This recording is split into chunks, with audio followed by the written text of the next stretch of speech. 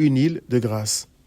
Poursuivant le récit du séjour sur l'île de Malte, Luc écrit « Il y avait dans les environs, c'est-à-dire du lieu où les gens de l'île avaient fait du feu et où une vipère avait mordu Paul, acte 28, 1 à 4, des terres appartenant au principal personnage de l'île, nommé Publius, qui nous reçut et nous logea pendant 3 jours de la manière la plus amicale.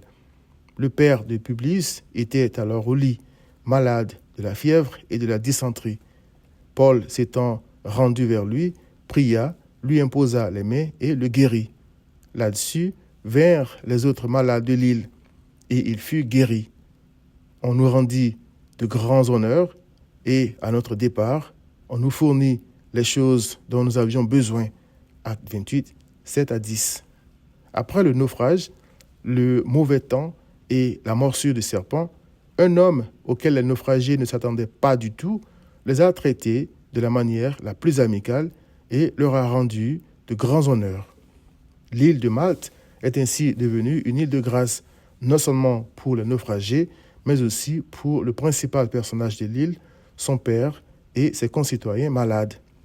Je me suis demandé si les naufragés avaient fait quelque chose pour mériter un tel traitement. Rien dans le texte ne le dit.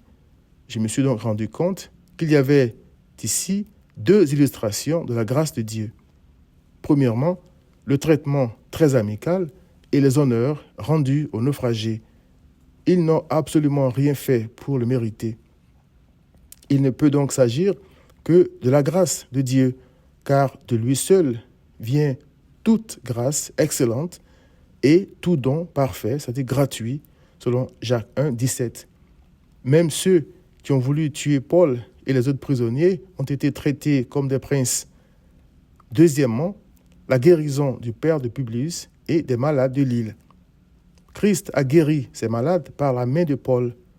Certains trouvent dans la générosité de Publius une raison d'élever l'homme.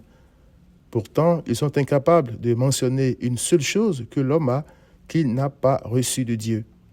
Voir 1 Corinthiens 4, verset 7. Christ a sauvé la vie de ces voyageurs, les a amenés sur une île et a suscité Publius pour leur donner 3 jours de repos tout compris, dont il a lui-même payé les frais avec son propre sang. Après avoir affreusement souffert, Christ a passé 3 jours dans la tombe et est ressuscité afin de donner du repos à des pécheurs qui ne méritent que la tempête de la colère de Dieu. Personne d'autre ne mérite la gloire du repos de Dieu, sauf celui qui en a payé le prix sur la croix, c'est-à-dire Dieu lui-même. Viens donc à Christ.